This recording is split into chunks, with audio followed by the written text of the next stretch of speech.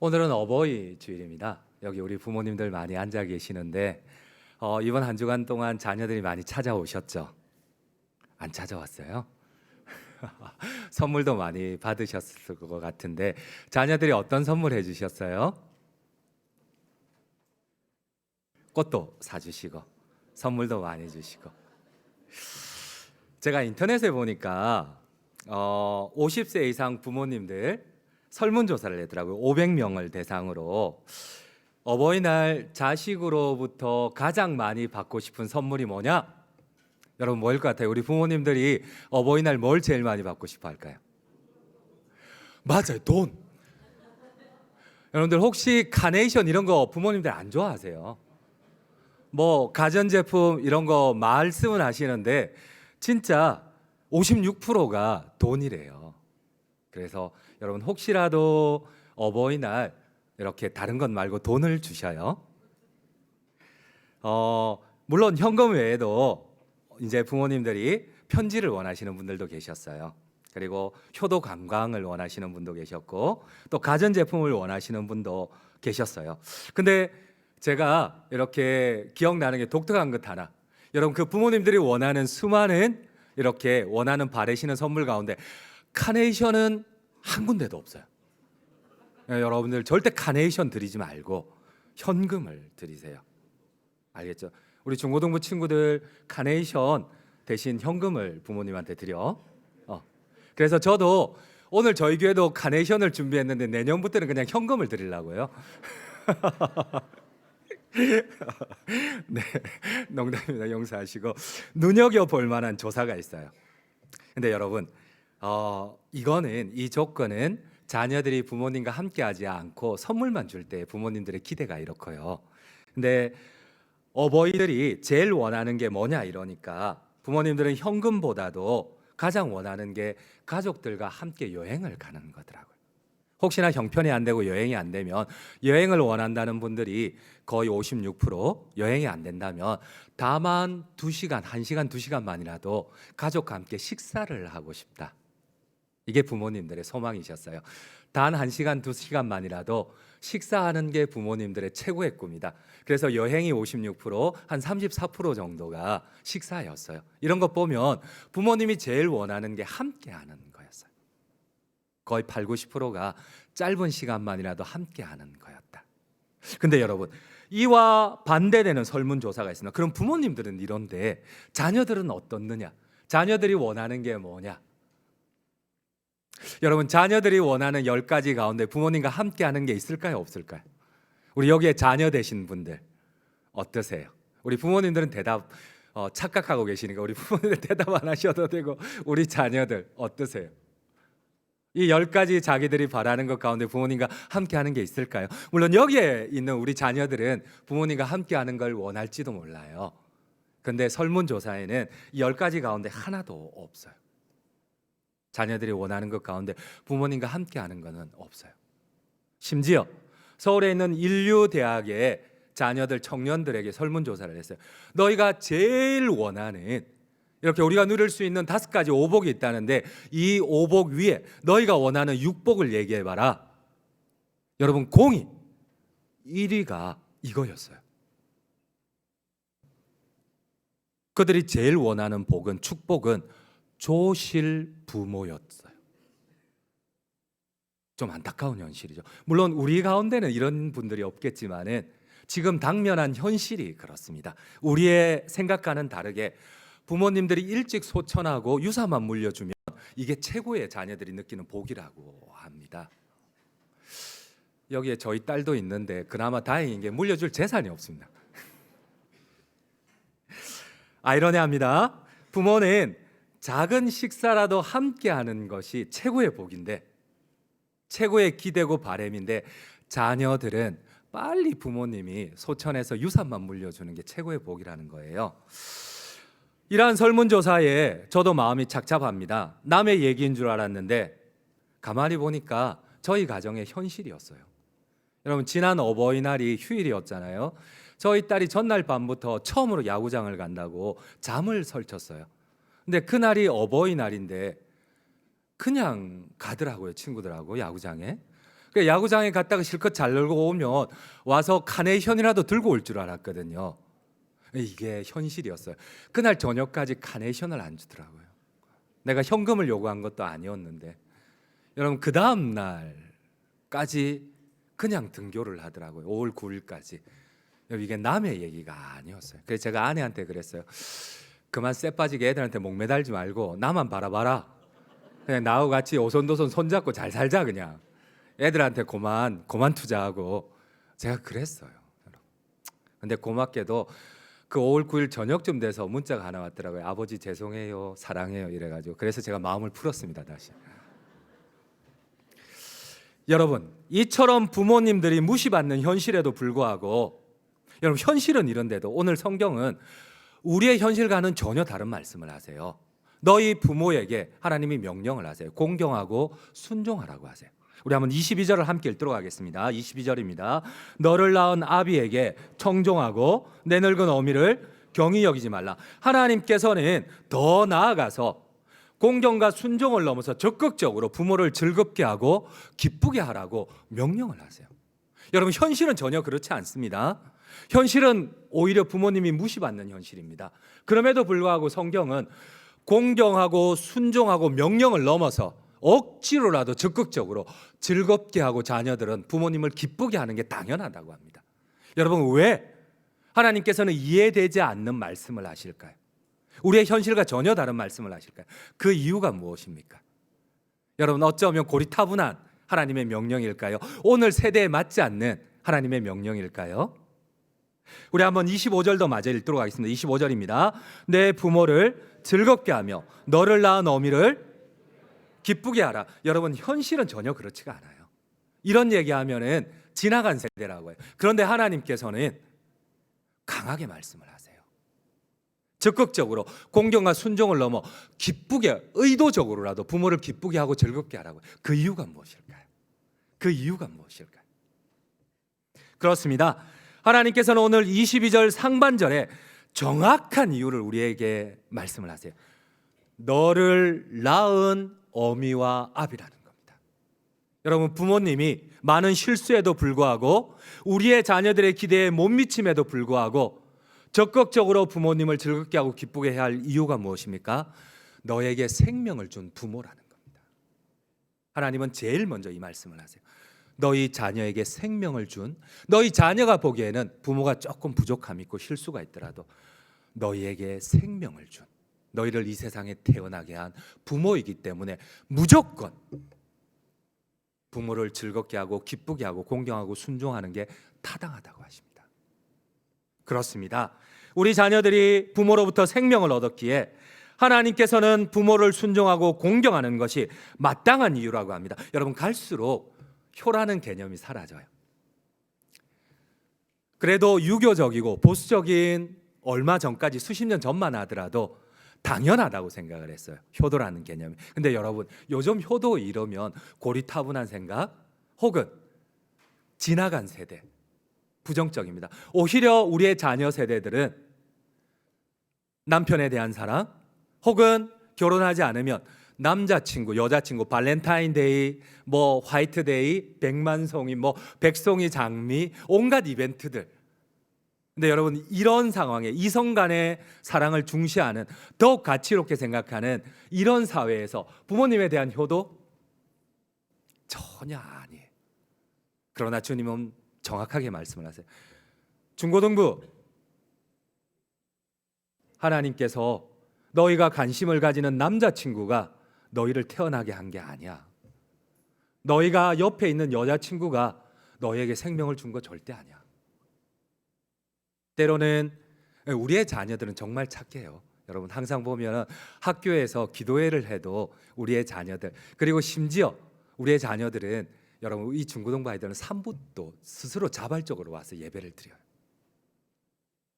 그리고 수련회를 가도 지난번에 여러분 위탁 저희가 자체 수련회는 저 중고등부 아이들이 99%가 참석을 합니다. 놀랍지 않으세요? 나만 놀랍나? 요즘 중고등부들 10%도 잘 참석 안 하는데 여러분 우리 아이들은 자체 수련회에 99%가 참석을 해요.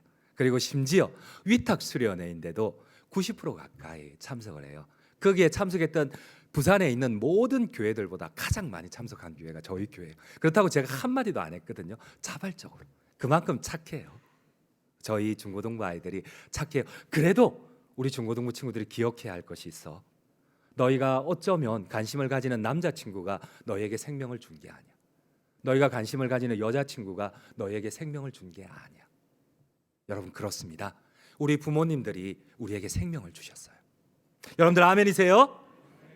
그렇습니다. 하나님께서는 우리 부모님들을 통하여 자녀에게 생명을 주셨습니다. 그러기에 부모님이 훌륭하든 때론 내가 생각하기에 부족하든 그거는 중요하지 않습니다. 생명을 주신 부모라는 그 자체만으로 하나님은 반드시 자녀들에게 가장 소중하고 가치로운 분이 되어야 된다고 말씀을 하십니다. 그렇습니다. 성경은 자녀들이 부모님을 공경하고 적극적으로 즐겁고 기쁘게 해야 할 이유가 여러분 부모님들이 조건에 맞아서? 아니요. 부모님들이 성숙해서 부모님들이 좋은 조건을 가지고 있어서? 아니요. 단지 너를 낳아준, 너에게 생명을 준 부모이기에 공경하고 순종하는 것이 타당하다고 하십니다. 우리 한번 하나님의 말씀을 바로 부모님이 자녀에게 주신 생명에서 하나님의 명령이 시작되었음을 한번 같이 한번 살펴보도록 할게요. 22절을 한번 같이 한번 읽도록 하겠습니다. 너를 낳은 아비에게. 여러분 여기까지만 한번 읽어볼게요. 여러분 오늘 성경은 바로 이렇게 시작을 합니다. 왜 부모가 공경을 받아야 되느냐?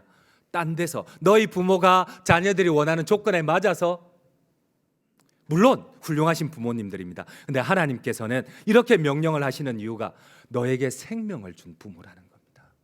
너를 낳은 아비라는 거고 25절도 마찬가지입니다. 우리 한번 25절을 함께 읽도록 하겠습니다. 내 부모를 즐겁게 하면 너를 낳은 어미라고 합니다. 너에게 생명을 준 아버지와 너를 낳은 어머니 그 자체만으로 부모님은 공경의 대상이라는 겁니다. 그렇습니다. 히브리어 원문도 마찬가지입니다. 성경은 너를 낳은으로 번역되어 있지만 히브리어 원문과 영어 성경은 이렇게 되어 있습니다. 너에게 생명을 주신 Who gave your life? 너의 생명을 주신 부모라는 겁니다. 너를 낳은 분이 아니라 너에게 생명을 주신 부모라는 겁니다. 부모가 내 기준에 미치지 못하더라도 때로는 실수가 있었더라도 공경받아야 할 마땅한 이유는 우리 자녀에게 생명을 주신 분들입니다. 종교개혁가 루터는 이러한 의미로 우리 부모님들을 하나님의 창조의 대리자라고 그랬어요. 여러분 하나님께서는 부모를 통하여 우리 자녀들의 생명을 창조하셨어요. 사람의 생명은 하나님께로 나온 것입니다. 그러나 하나님께서는 이 땅에 생명을 주실 때에 부모님을 통하여 생명을 창조하십니다. 여러분 부모 없는 자녀는 있을 수 없어요. 부모는 있지만 자녀가 없는 경우는 있지만 자녀가 있지만 부모가 없는 경우는 없어요. 하나님은 생명을 창조하실 때 부모를 통하여 자녀의 생명을 창조하지 결단코 자녀의 기준대로 생명을 창조하지 않습니다. 따라서 자녀가 생명을 주신 부모를 공경하고 효도하는 것은 오늘 말씀을 하신 하나님의 섭리에 순종하는 겁니다. 그래서 탈무드는 이렇게 얘기를 합니다. 하나님을 1인칭 시점으로 이렇게 대변을 해요. 탈무드는 하나님의 생명의 대리자로 우리 부모님을 보내셨다고 합니다. 제가 한번 읽어드리겠습니다. 내 대신, 하나님의 표현입니다. 내 대신 너의 어머니를 보냈노라. 나는 등이 없기에 너희 어머니를 보내서 너를 업었노라. 내가 가슴이 없으므로 너의 어머니의 가슴으로 너를 안았노라. 내가 너희에게 줄 생명의 젖줄이 없기에 어머니를 보내어서 생명의 젖줄로 너를 길러주었노라. 내가 따뜻한 손으로 너를 보살필 수가 없기에 어머니를 보내어서 어머니의 손으로 너를 길러주었노라. 하나님께서는 하나님의 대리자인 어머니를 통하여 자녀들에게 생명을 주시고 또한 아버지를 통하여 그 생명을 유지할 수 있도록 계속해서 기르고 양육하도록 하셨어요. 그러므로 하나님을 대신하여 우리에게 생명을 주시고 우리의 생명을 돌보신 아버지와 어머니에 대한 공경은 하나님은 정확하게 말씀을 하십니다. 하나님에 대한 공경이라고 하세요. 여러분 부모님에 대한 공경을 하나님 스스로 하나님에 대한 공경이라고 하세요. 참 놀라운 것은 여러분 혹시나 오해는 마세요. 성경을 기록할 당시에 히브리어 원어를 보면 공경이라는 단어 히브리어 원어로 카베드입니다. 근데 이 카베드가 하나님께 2번 사용되었고 부모에게 2번 사용되었어요. 어떤 신학자들은 이거 우상 숭배 아니냐. 근데 하나님 스스로, 하나님 당신님께서 스스로 나 외에 다른 신들을 섬기지 말라고 사용하는 그 단어가 카베드입니다. 공경하라, 하나님만을 공경하라. 절대 우상에게 사용할 수 없는 단어가 공경이라는 카베드 단어입니다. 근데 하나님 스스로 이 카베드라는 단어를 부모님에게도 동일하게 적용을 하세요. 여러분 놀랍지 않으세요? 성경에는 하나님을 공경하라는 이 단어를 하나님에게 2번 딱 사용하고 부모에게 2번 같이 사용을 하세요. 대단히 송구하지만은 하나님 스스로 하나님처럼 공경하듯이 부모를 공경하라는 거예요. 여러분 한번 잠언 3장 9절을 한번 보도록 하겠습니다. 잠언 3장 9절입니다. 함께 읽겠습니다. 내 재물과 내 소산물의 처음 익은 열매로 여호와를 공경하라. 하나님을 공경하라는 단어가 카베드입니다. 히브리어 원어를 보면 또 이사야 24장 15절에 사용이 됩니다. 함께 읽도록 하겠습니다. 그러므로 너희가 동방에서 여호와를 영화롭게 하며 바다 모든 섬에서 이스라엘 하나님 여호와의 이름을 영화롭게 할 것이라. 여기에 영화롭게 하다는 단어도 영화롭게 하는 것으로 번역이 되었지만 히브리어 원어를 보면 카베드, 공경하라는 단어입니다. 근데 이 카베드가 똑같이 부모님에게 하나님 사용을 하세요. 우리 함께 읽겠습니다. 출애굽기 20장 12절입니다. 내 부모를 공경하라. 카베드. 하나님 공경하고 똑같은 단어를 사용하세요.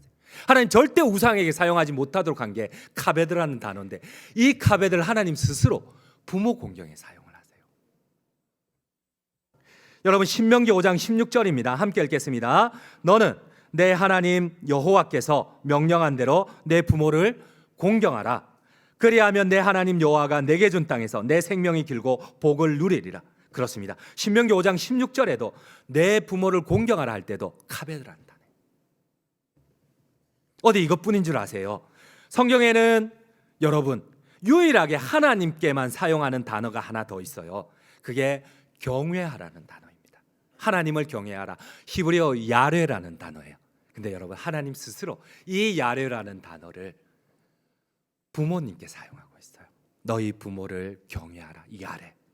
나 여호와를 경외하듯이 너희 부모를 경외하라. 야레라는 단어를 사용해요. 여러분 대단히 송구하지만 하나님 스스로 이렇게 성경을 기록하셨어요. 우리는 너무나 쉽게 무시하는 부모님이지만은 어떤 면에서는 하나님께서는 이 우상의 자리에 스스로 부모를 올려놓으세요. 부모를 공경하고 부모를 경외하라. 카베드하고 야레하라.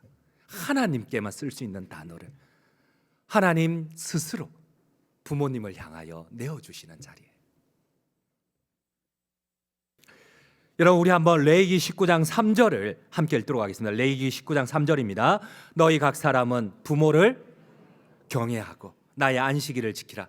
여러분 하나님의 계명하고 동일한 수준에 사용하는 단어가 내 부모를 야뢰해라. 경외하라고 합니다. 그렇습니다. 대단히 송구하고 죄송한 말씀이지만 여러분 우리에게 생명을 주신 하나님과 같은 존재로 부모님을 경외하라고 합니다. 자녀가 없는 부모는 있어도 부모가 없는 자녀는 없습니다. 여러분 부모는 우리에게 육신의 생명만 주셨을 뿐만 아니라 여기 있는 자녀들이 천국 영생의 선물을 얻을 수 있도록 부모님이 우리에게 영혼의 선물까지 주셨어요. 여러분 그래서 저희 장로 교도들은 여러분 자기 스스로 하나님을 고백해야지 세례를 주지만은 우리 장로 교도는 어린아이 2살도 안 됐는데 세례를 줍니다. 구원의 표시로 세례를 줍니다. 왜요? 부모님 때문에요. 부모님의 신앙 때문에 하나님은 반드시 부모님에게 구원받은 백성을 내려주신다는 이 아브라함과 이삭과 야곱의 이 하나님의 약속을 증표로 부모의 신앙 고백을 받고 자녀의 구원을 인정하며 유아 세례를 주는 이유가 무엇입니까? 바로 부모님 때문에 자녀가 영원한 영생의 선물을 얻기 때문입니다.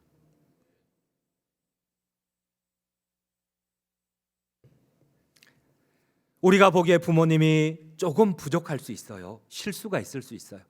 그러나 부모라는 그 자체만으로 공경받을 충분한 이유가 된다는 사실입니다.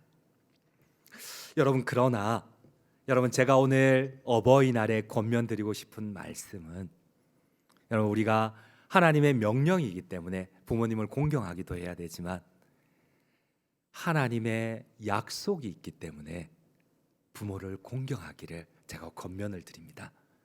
여러분, 십계명을 보면 1에서 4계명은 하나님에 대한 계명입니다. 그런데 5계명부터 10계명은 인간 관계에 대한 계명이에요. 수직과 수평이 1, 4와 5, 10으로 나뉘어졌어요. 근데 제일 먼저 수평, 하나님 외에 수평적인 관계 계명에서 제일 첫 번째 나오는 게 5계명입니다. 내 부모를 공경하라. 그런데 여기에는 약속이 있어요. 6계명부터는 하나님께서 하지 말라는 명령만 하세요. 하지 마라. 만약 한다면 내가 저주를 내리고 너를 징계할 것이다. 그래서 살인하지 말라, 도적질하지 말라, 간음하지 말라, 그리고 내 이웃에 대하여 거짓 증거하지 말라, 내 이웃의 소유를 탐내지 말라. 무조건 하지 말라는 거예요. 하면, 만약 이거 하지 말라는 거 해봐, 내가 징계하고 벌을 내리겠다. 근데 5계명은 달라요. 내 부모를 공경하라. 그래야면 내가 내게 준 땅에서 내 생명이 길고 복을 누리리라. 여러분, 부모 공경은 하나님의 약속 있는 유일한 계명입니다. 아멘이세요? 그럼요. 여러분, 우리가 때로는 부모님에 대해서 조금 불편함이 있을 수도 있어요. 그럼에도 불구하고 하나님께서는 부모님이 조건에 맞든 맞지 않든 부모님을 공경할 때에, 그래야면 내가 내게 준 땅에서 너가 복을 받고 장수하리라. 하나님의 유일한 약속이 있는 계명입니다. 우리 함께 성경을 한번 읽도록 하겠습니다. 에베소서 6장 1절에서 3절입니다. 함께 읽겠습니다. 자녀들아, 주 안에서 너희 부모에게 순종하라. 이것이 옳으니라. 내 아버지와 어머니를 공경하라. 이것은 약속 있는 첫 계명이니 이로써 너가 잘되고 땅에서 장수하리라. 하나님께서는 이스라엘 백성들을 불러주시고 하나님의 백성 삼으시고 하나님은 축복의 땅을, 가나안 땅을 주셨어요. 그런데 이 축복, 가나안은, 이 유산은 부모를 통하여 자녀들에게 이 복이 흘러가도록 하셨어요. 여러분, 하나님의 기업, 하나님의 축복의 약속 기업 땅은 부모가 소유를 하고, 이 소유된 땅이, 축복이 자녀에게 부모를 통하여 흘러가게 하셨어요. 여러분, 오늘도 마찬가지 아닙니까? 부모님이 평생 수고하여 그나마 자녀에게 온전히 투자하고 남은 게 땅이나 집이에요. 이게 다 어디로 흘러갑니까? 다 자녀에게 복으로 흘러가요. 유산으로 다 흘러가요. 이게 하나님이 부모를 통한 복의 기업의 유업이에요. 하나님께서는 부모가 약속의 땅을 기업으로 받아 자녀들에게 물려주도록 하셨어요. 하나님의 약속이 흘러가는 통로로 단지 생명만 창조하신 게 아니라 부모를 통하여 그 약속이 흘러가도록 하나님은 부모를 통하여 축복을 하세요. 하나님은 생명과 함께 하나님의 기업이라는 큰 선물을 부모를 통해 주셨습니다. 우리는 하나님의 대리자로서 우리에게 생명을 주신 부모님을 하나님처럼 섬기고 기쁘게 해드릴 때 반드시 하나님의 약속, 장수와 축복이 흘러감을 믿으시기 바랍니다. 정말 아멘입니다. 여러분, 이거는 하나님의 약속이 있는 유일한 첫 계명이에요. 첫 계명. 하나님 친히 약속하신 첫 유일한 계명이에요. 내 마음에 들든 내 마음에 들지 않든 그럼에도 부모를 공경하고 순종하고 즐겁게 하고 기쁘게 할 때에 하나님께서 약속하신 장수와 축복의 첫 계명이에요. 그러나 우리 신명기 5장 16절도 같이 한번 읽겠습니다. 신명기 5장 16절입니다. 너는 내 하나님 여호와께서 명령한 대로 내 부모를 공경하라. 그리하면 내 하나님 여호와가 내게 준 땅에서 내 생명이 길고 복을 누리리라. 여전히 구약부터 신약까지 계속해서 하나님이 계명 가운데 축복을 약속하신 계명은 부모 공경이에요. 네가 하늘의 복을 받아 땅에서 잘되고 내 생명이 길어지리라. 이게 부모 공경에 대한 하나님의 약속이에요. 그러나 우리는 부모님을 무시해요. 부모님이 힘이 있을 때, 부모님이 젊었을 때는 존중을 하는데 부모님이 노쇠하여지고 나보다 연약해질 때는 공히 부모님을 무시해요. 그래서인지 하나님은 오늘 두 가지를 말씀을 하세요. 너희 부모는 생명을 준 것만으로 공경을 받아야 되고, 두 번째, 제발 부모님이 연로하다고 무시하지 말라는 거예요. 여러분, 우리 한번 22절을 함께 읽도록 하겠습니다. 22절입니다. 너를 낳은, 여기에 내 늙은 어미로 번역이 되었는데, 히브리어 원어를 보면 여기에 빠진 시제를 나타내는 키라는 히브리어 시제가 단어가 더 들어가 있어요. 내 늙은 어미가 아니고 너의 어미가 늙었을 때에 제발 무시하지 말라는 거예요. 너희 부모가 노쇠하여질 때, 너희 부모가 너보다 힘이 없고 돈을 잘 벌지 못하고 연약할 때 제발 무시하지 말라는 거예요.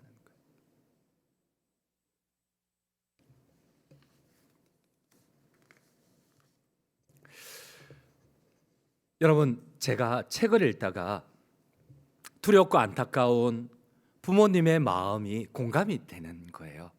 여러분, 우리가 세월을 비켜갈 수 있습니까? 지금은 젊은 자녀들도, 저도 중고등학생 시절에는 저 영원히 고등학생일 줄 알았어요. 근데 벌써 제 자녀가 고등학생이에요. 이제 대학교에 들어가려고 해요. 여러분, 나이가 드니까 약해져요. 어쩔 수가 없어요. 약해질 수밖에 없더라고요. 여러분, 저는 어느 순간 요즘 느끼는 게요, 신방을 가고 오니까, 이전에는 안 그랬는데 넥타이에 김치 국물이 묻어 있거나 와이셔츠에 음식물이 묻어 있어요.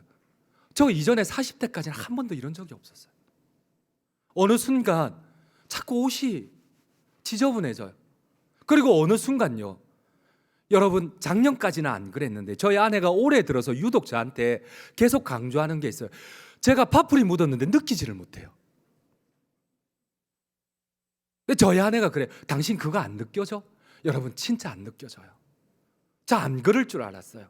제가 30대 40대는 뭐가 묻은 거 금방 느꼈어요. 그래서 아내가 요즘은 신방을 가면 계속 저보고 그래요. 제발 30초마다 닦아라. 한 번 먹고 닦고, 두 번 먹고 닦고, 세 번 먹고 닦아라. 여러분, 이게 남의 얘기인 줄 알았어요. 근데 제 얘기더라고요. 여러분, 세월을 비켜갈 수 있는 사람이 있습니까? 저도 계속 밥 먹고 닦게 돼요. 안 느껴져요. 여러분, 우리 부모님들도 자기도 모르게 안 그러고 싶은데, 여러분, 벌써 이런데요. 조금 지나면 걷기도 힘들어지고, 그러면서 자녀들이, 이 부모님이 자녀들을 향하여 편지를 하나 적었더라고요. 앞으로 이렇게 벌어질 일들에 대해서 자녀들에게 당부하는 부탁이에요. 그래서 오늘 하나님께서도 너희 어머니가 연로할 때에, 그때에 제발 무시하지 말라는 거예요. 제가 한번 편지를 한번 소개해 볼게요. 내 사랑하는 아들, 딸들아, 언젠가 우리가 늙어 약하고 지저분해지거든 인내를 가지고 우리를 이해해다오. 우리 한번 PPT 한번 띄워주시겠어요? 늙어서 우리가 음식을 흘리면서 먹거나 옷을 더럽히고 옷도 잘 입지 못하게 되면, 너가 어렸을 적 우리가 먹이고 입혔던 그 시간들을 떠올리면서 미안하지만 우리의 모습을 조금만 참고 받아다오.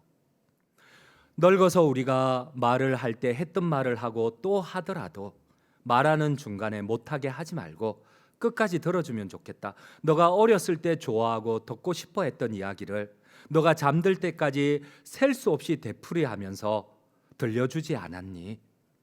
훗날에 혹시 우리가 목욕하는 것을 싫어하면 우리를 너무 부끄럽게 하거나 나무라지는 말아다오. 수없이 핑계를 대면서 목욕을 하지 않으려고 도망치던 너의 옛 시절의 모습을 한 번만 기억해다오. 너에게 얼마나 많은 것을 우리가 참고 가르쳐 주었니? 상하지 않는 음식을 먹는 법, 옷을 어울리게 잘 입는 법, 너의 권리를 주장하는 방법, 혹시 새로 나온 기술을 모른다고 점점 기억력이 약해진 우리가 무언가를 잊어버리거나 말이 막혀 대화가 잘 안 될 때면 기억하는 데 필요한 시간을 좀 천천히 내어주지 않겠니? 그래도 혹시 우리가 기억을 못 해내더라도 너무 염려하지는 말아다오. 왜냐하면 그때 우리에게 가장 소중한 것은 너와의 옳고 그름의 대화가 아니라 우리가 너와 함께 있다는 것이고 우리의 말을 들어주는 너가 함께 있다는 것이 중요하기 때문이란다. 또 우리가 먹기 싫어하거든 우리에게 억지로 먹이려고 하지 말아다오. 언제 먹어야 하는지 혹은 먹지 말아야 하는지는 우리가 잘 알고 있단다. 다리가 힘이 없고 쇠약하여 우리가 잘 걷지 못하게 되거든 지팡이를 짚지 않고도 걷는 것이 위험하지 않게 도와줄 수 있겠니? 너가 띠뚱거리며 처음 걸음마를 배울 때 우리가 하루 종일 내게 한 것처럼 너의 손을 우리에게 빌려다오. 그리고 언젠가 나중에 우리가 더 이상 살고 싶지 않다고 말하면 우리에게 화내지 말아다오. 너도 언젠가 우리를 이해하게 될 테니 말이다. 노인이 된 우리의 나이는 그냥 단순히 살아온 것을 이야기하는 것이 아니라 우리가 어떻게 생존해 있는가를 말하고 있음을 이해다오. 비록 우리가 너를 키우면서 많은 실수를 했어도 우리는 부모로서 줄 수 있는 가장 좋은 것들과 부모로서 보여줄 수 있는 가장 좋은 삶을 너에게 보여주려고 최선을 다했다는 것을 언젠가는 너도 깨닫게 될 것이다. 사랑한다. 내 사랑하는 아들, 딸들아, 너가 어디에 있든지 무엇을 하든지 너를 사랑하고 너의 모든 것을 사랑한단다. 그런 것 같아요. 이 자녀들의 기대에는 못 미쳤던 것 같아요. 많은 실수도 하시고 때로 원치 않는 이렇게 자녀에게 상처를 주기도 했던 것 같아요. 그럼에도 불구하고 부모님은 최선을 다하고 싶었다는 그 마음은 변치 않은 것 같아요. 그래서 혹시나 우리의 자녀분들이 비록 우리가 생각하는 기준만큼 부모님이 채워주지 못하고 기대에 못 미치더라도 여러분 이것만으로도 우리가 부모님을 용서하고 받아들이면 좋겠습니다. 결론을 맺도록 하겠습니다. 어느 대학 총장님께서 부모님에 대한 효도를 하고 싶어도 효도를 받을 부모님이 계시지 않는 거예요. 그 마음을 이 회한을 한을 이렇게 글로써 적어놨더라고요. 제가 마지막으로 한번 읽어드릴게요. 철이 들고 자식을 키워보면서 효의 세계가 무엇인지 뒤늦게 깨닫습니다. 이제야 비로소 어버이를 찾아 몸부림을 치지만 어버이 가신 지 벌써 오랜 세월이 흘렀습니다. 평생에 고쳐 못할 일이 바로 못다한 효임을 깨달은 제가 이제야 눈물을 흘립니다. 가버린 아버님, 어머님을 생각하면서 눈시울이 뜨거움은 어찜입니까? 우리 한번 PPT 한번 열어주시겠어요? 불효가 무엇인지를 나이 50이 훨씬 넘어서야 깨달은 소치입니다. 이제야 받을 정과 사랑을 드리고 싶은데 아무리 찾아도 부모님은 계시지 않습니다. 부모님의 무덤을 찾아도 말이 없으십니다. 요즘은 꿈에도 부모님이 찾아오지 않습니다. 나의 영원한 사랑의 부모님, 백발이 다 되어서라도 지금 내 곁에 계신다면 지금은 구경할 것도 많고 제가 운전도 할 수 있고 형편도 여유가 있는데 하필이면 가난할 때 오셔서 가난하게 사시다가 가난하게 떠나신 부모님 생각이 나면 못난 이 자식의 가슴에 치울 수 없는 한으로 떠오릅니다. 오늘도 부모님 생각에 흐르는 눈물을 멈출 수 없습니다. 몹시도 보고 싶고 또 보고 싶은 부모님, 정말 단 한 번만이라도 이 자식의 곁에 와줄 수 없나요? 여러분 그런 것 같아요. 저도 50이 넘으니까 이제 좀 아는 것 같은데 부모가 없어요. 이제 좀 알 것 같은데 부모가 없어요. 우리가 살아가는 동안 많은 실수를 할 수 있어요. 그러나 어떠한 실수도 다시 만회할 수 있는 기회는 있더라고요. 그러나 날 낳으시고 기르신 어버이에 대한 효도는 딱 제한된 시간에만 유효합니다. 그 기간이 지나면 소용이 없어요. 효를 받아야 할 부모가 기다려주지 않은 채 어느 날 홀연히 떠나시더라고요. 오늘 주신 말씀에 순종하여 우리가 부모님을 공경하고 경외할 때에 마음에 들지 않지만 일부러라도 주님의 명령을 따라 즐겁게 하고 기쁘게 할 때에 너가 잘되고 땅에서 장수하리라는 하나님의 약속이 우리 모든 장전중앙 성도님들과 함께 하시기를 간절히 주님의 이름으로 축원드립니다.